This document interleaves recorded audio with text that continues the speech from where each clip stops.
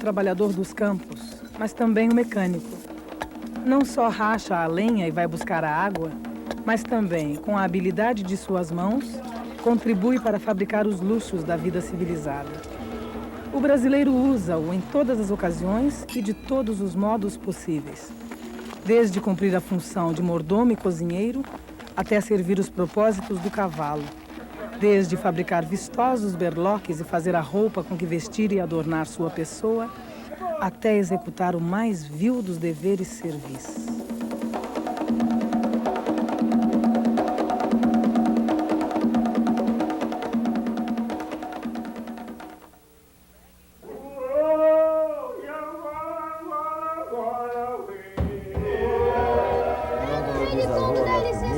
Em nome do meu pai, Eugênio.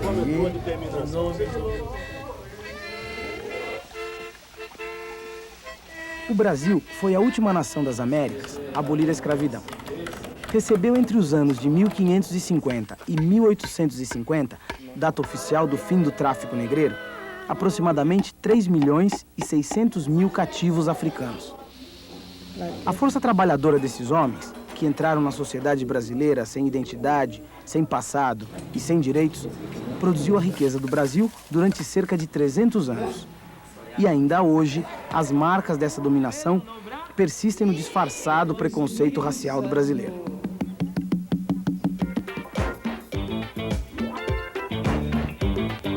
O branco inventou que o negro, quando não sujar na entrada, vai sujar na saída. Imagina só, vai sujar na saída. Imagina só, que mentira danada.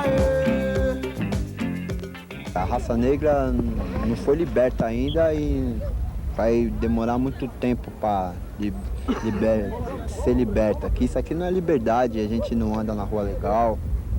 A gente sai na rua, os polícias param a gente a todo minuto, principalmente a gente que tem um carro, um meio de transporte mais rápido. Mesmo se a gente andar a pé, os policiais embaixo, liberdade não existe. O pior de todos foi não arrumar emprego. E algumas vezes as pessoas falavam, olha, seu currículo é ótimo, mas pena que a sua cortiça não é clara. Com o surgimento do movimento negro unificado, a luta do negro passou a não só discutir a questão da origem africana, mas também discutir a condição de vida, a condição de educação, a condição política. Começou a ver o negro como um cidadão total.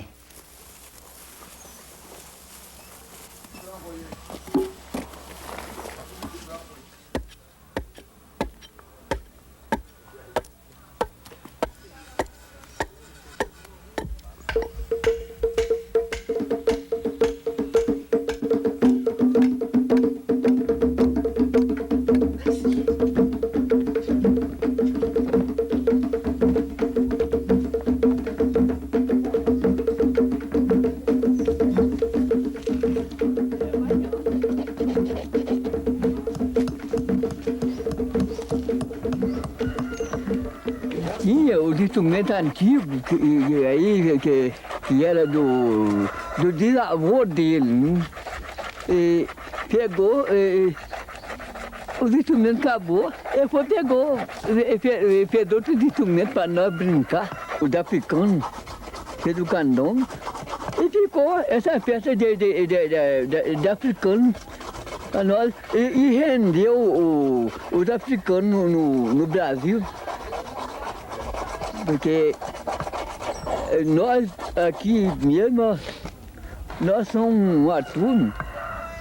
Aqui, tem algum deles mais claro, tem outro mais fumaçado que nem eu, mas tudo é africano mesmo.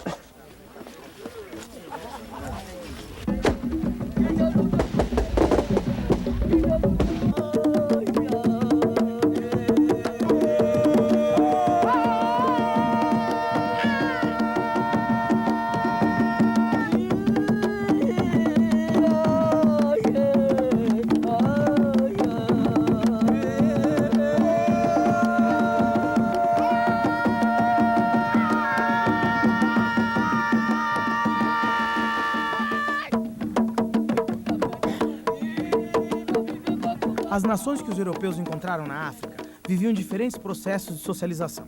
Os viajantes ora descreviam estados centralizados, ora meros agrupamentos humanos. Algumas nações que há muito trabalhavam com metais e outras apenas com técnicas rudimentares de cerâmica. Os europeus encontraram também um tipo de escravidão. Uma escravidão patriarcal, acessória e subordinada como relação de produção voltada para o consumo da comunidade. Os cativos eram prisioneiros de guerras entre nações que se incorporavam à família patriarcal com diferenças de status e ali permaneciam escravos até a 4ª geração. Era a norma que um escravo nascido na família não podia ser vendido.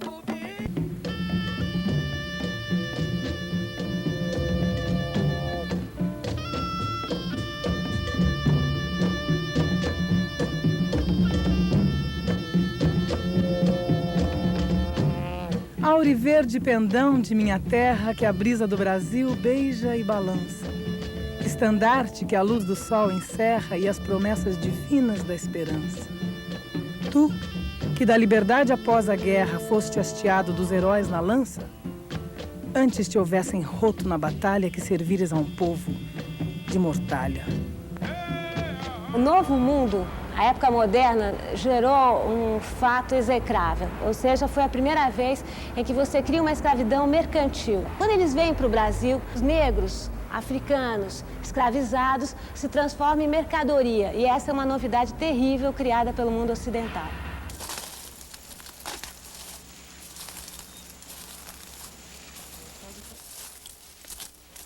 Mal alimentados, açoitados, marcados a ferro e fogo, acorrentados em pelourinhos nas praças públicas, os negros estavam sujeitos a uma verdadeira cartilha de castigos físicos.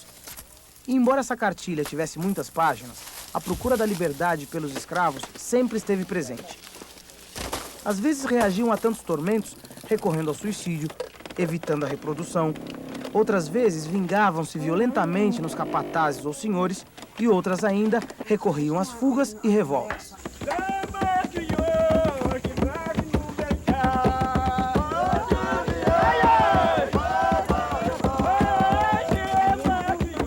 Eis que, um belo dia, os negros se revoltaram com aquela situação. Ficaram muito bravos, mas muito violentos mesmo. E o que aconteceu? Eles primeiro mataram o capataz. Conseguiram libertar grande número de negros que estavam lá, principalmente os homens, e saíram na mata, na maior desabalhada carreira. Olha, estão vendo? Vocês estão vendo? Estão vendo? Correndo no meio da mata. E barulho de gente perseguindo, barulho dos cachorros, vocês estão ouvindo? Uma determinada hora eles já não estão ouvindo mais os barulhos dos tiros, não estão ouvindo mais o barulho dos cães, mas continuam se embrenhando na mata, até que eles atingem, já de manhã, o alto de um morro de onde eles podem ver toda a região, inclusive o mar. E esse lugar, para onde eles fugiram, mais tarde levou o nome de Serra da Barriga. Folga, nego, folga, nego, folga, nego. Branco não vem cá, se vier, pode levar. De repente, tinha 30 mil pessoas naquele lugar. 30 mil pessoas, mais ou menos. E como ter alimento para todos? E como se defender dos inimigos? Só que nessa época havia um chefe lá, que era um chefe, um líder, um guerreiro muito forte, muito valente, muito valoroso. Zumbi, ele é um dos últimos dirigentes do Quilombo dos Palmares. Então, pra gente, ele é muito importante porque mostra a resistência, assim, dos quilombos aqui no Brasil. Foi um grande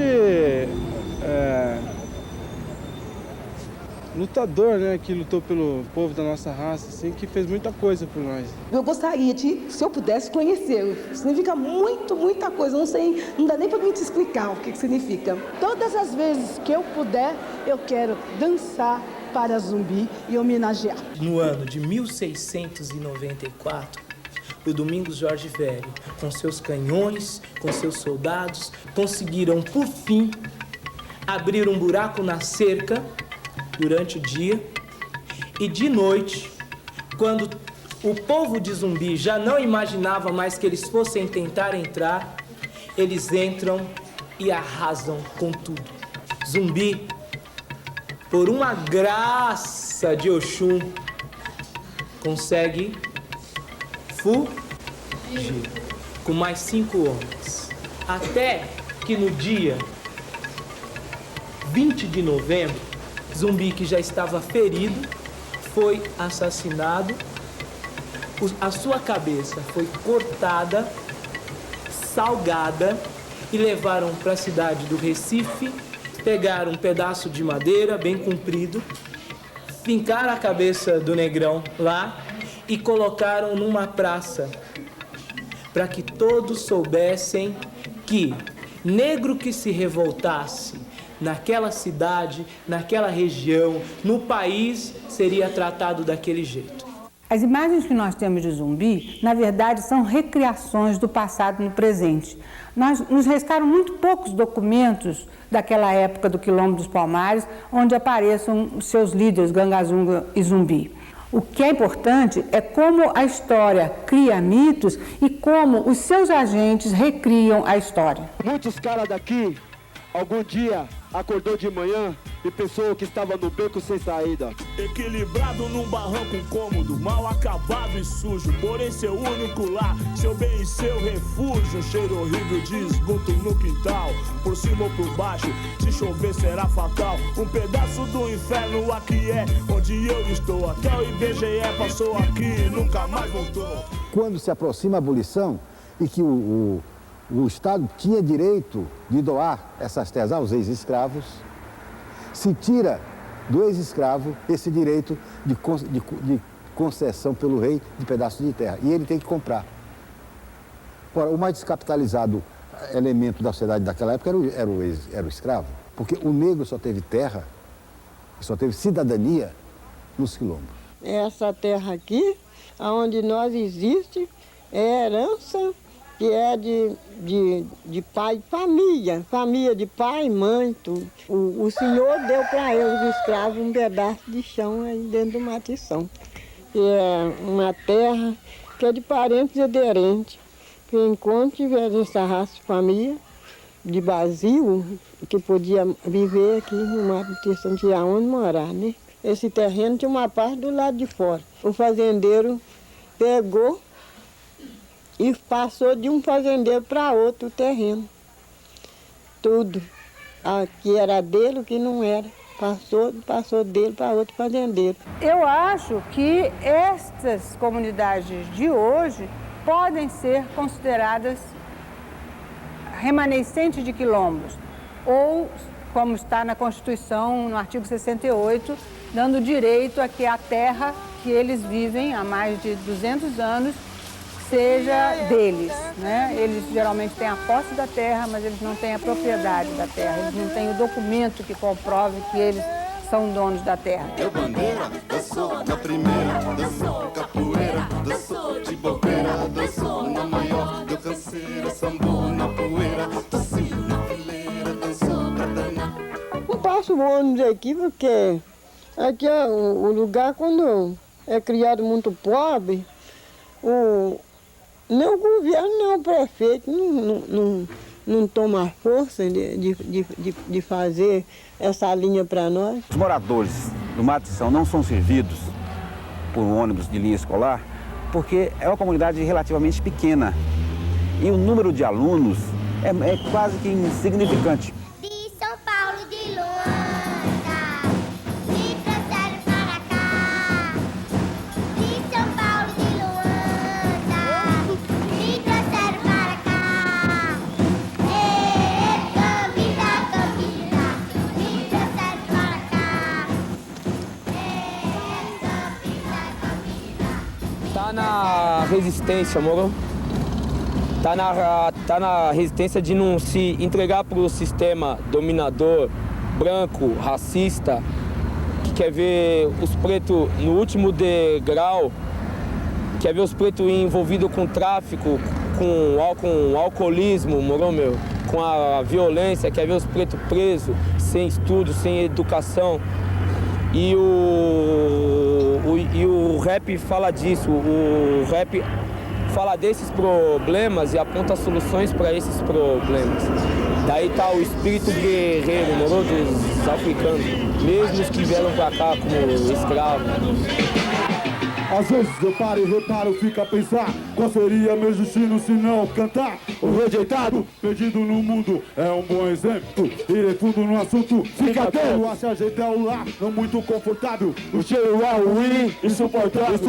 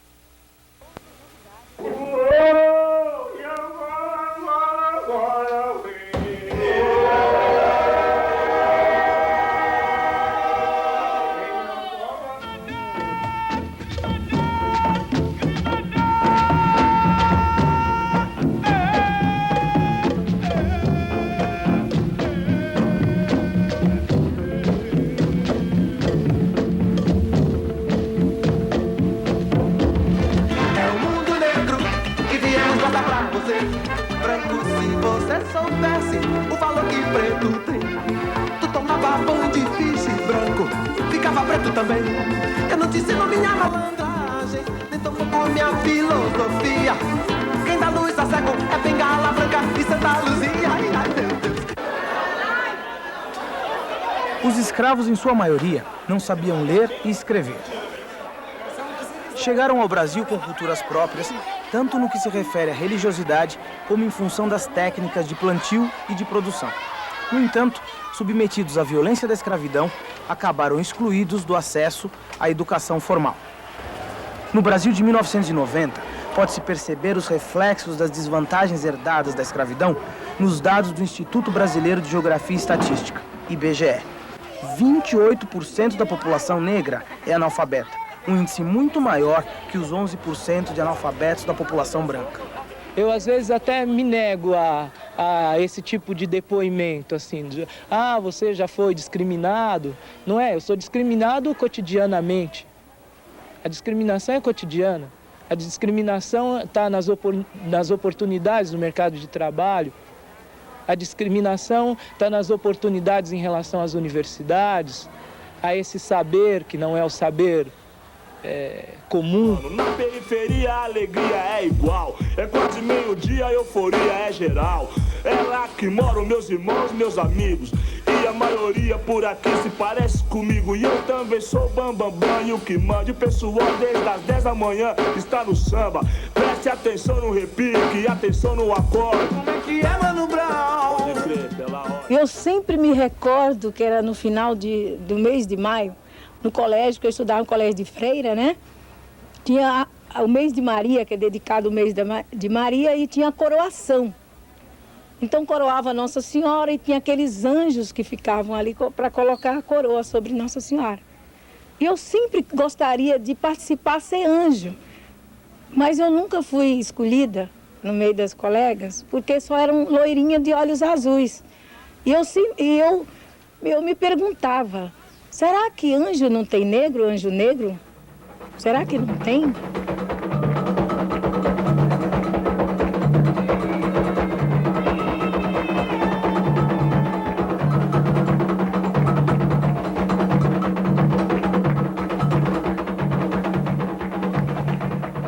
Essa produção dos escravos do século XIX, ela é única no Brasil, totalmente por ser a ponte entre uma estrutura africana dentro dos dogmas africanos e esse ponto entre a religião africana e, ao mesmo tempo, entre a religião católica.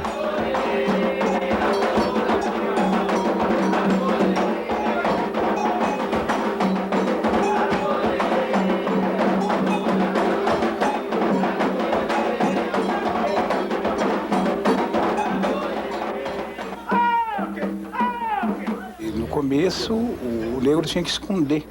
No catolicismo, Ogum era Santo Antônio, mas não tinha nada a ver. Oxóssi era São Jorge, não tem nada a ver.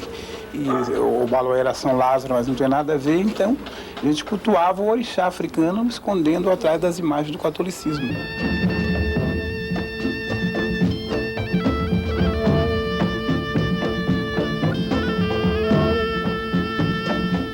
O encontro das culturas africanas com o cristianismo ocidental aqui no Brasil e nas Américas é resultado de uma dominação, do processo de dominação.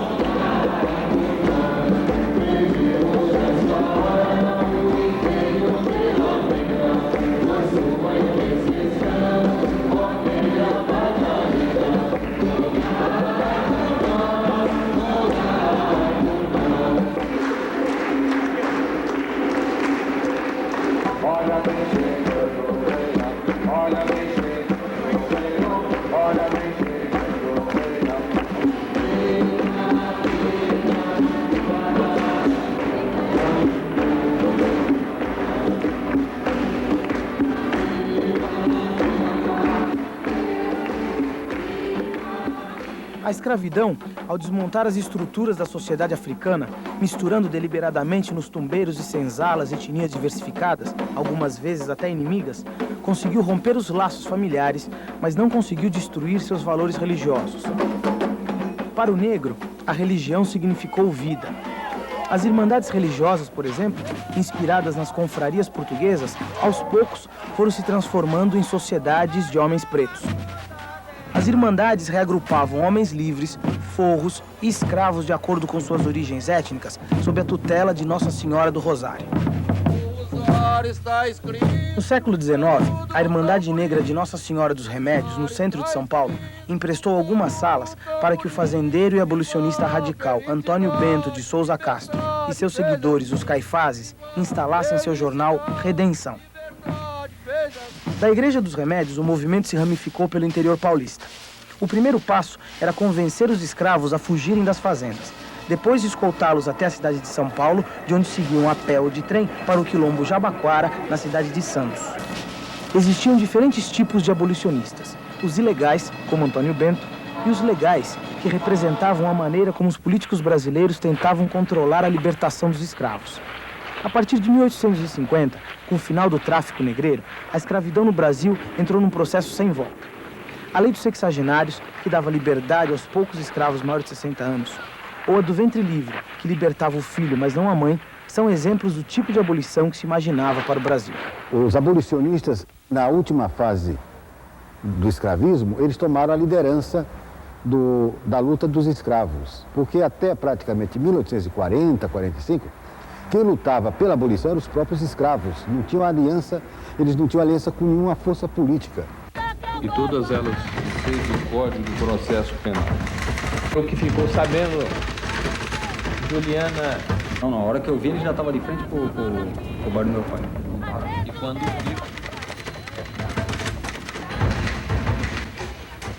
a lei, na realidade, não veio mudar a consciência das pessoas, porque a consciência das pessoas não se muda com dispositivos legais, de maneira nenhuma. Mas a lei veio, de uma certa maneira, inibir algumas condutas que claramente eram admitidas anteriormente, de uma forma mais clara, mais objetiva. Depois de 1988, com a Constituição de 88, o crime de racismo, o racismo foi levado à categoria de crime.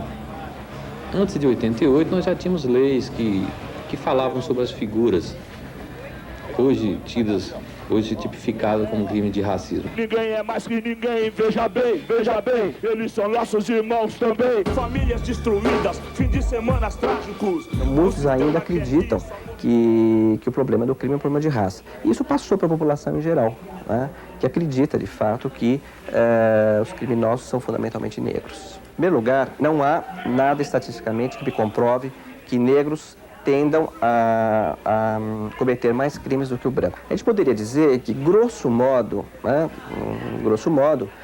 esse é o perfil da distribuição racial da população do estado de São Paulo.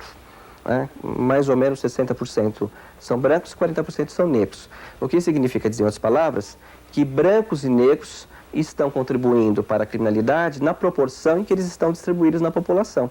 O que significa dizer que a raça não é um fator explicativo da criminalidade. No Brasil, existe uma modalidade muito particular de preconceito. Nós costumamos chamar de preconceito de ter preconceito. Isso é, ninguém assume que é racista e joga para o outro a ideia do preconceito. Eu não sou, mas meu irmão, a minha mãe, o meu pai, o meu vizinho, todos são racistas. Acho que todo mundo tem um pouco, assim, no fundo, todo mundo tem um pouco. Eu não tenho, entendeu? Mas tem gente que, tipo assim, se você tá andando na rua e vem vindo um negão, assim, aqueles caras bem forte e tal, o pessoal vai virar, vai se estranhar um pouco. Se fosse um cara branco, eu tenho certeza que a pessoa não se estranharia, não ficaria com medo dessa pessoa. No meio da justiça tem muito preconceito, especialmente na justiça criminal. Muito preconceito mesmo. Uma pessoa de cor, especialmente o negro, ele já entra com isso contra ele quando ele vai se defender na justiça. Tenho fogo quente, não uso ponte, meu cabelo é ruim. Fui nascer doente e tenta provar quem quiser ver e comprovar. Benedito João dos Santos Silva Belelé, o fogo negro dito. Na medida que você reserva uma determinada cota para o negro na faculdade ou em qualquer outro setor de trabalho, você está dizendo o quê?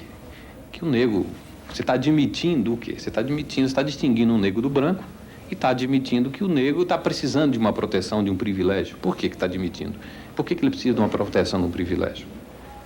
Pô, nós não somos iguais, nós não estamos querendo lutar por igualdade, não estamos dizendo que nós somos iguais aos brancos.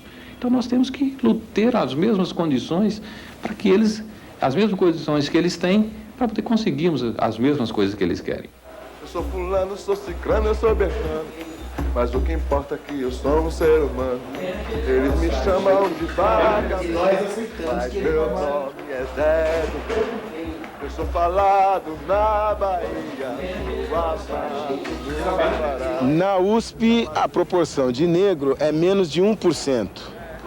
Na faculdade que eu estudo, que é a FEFELESH, a segunda maior faculdade da universidade, que tem 12 mil estudantes, nós não chegamos a 30 ou 40 alunos.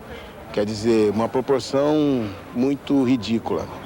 Bicho louco, fui chamado de ladrão, fui condenado, sem dinheiro, passei fome na calçada única. No nosso caso, a gente fala da periferia de onde a gente mora, tá ligado? Não só no nosso caso, como a maioria dos grupos, mano. E acaba falando de racismo, acaba falando de polícia, de problema com droga, que é o problema que a rapaziada na periferia tem, mano. Esse é o cotidiano, todo mundo vê e muito antes de mim, muito antes do rap, todo mundo já sabia sobre isso. A resistência do negro hoje no Brasil, ela está no movimento negro organizado, assim como na cultura. Os bailes hoje, principalmente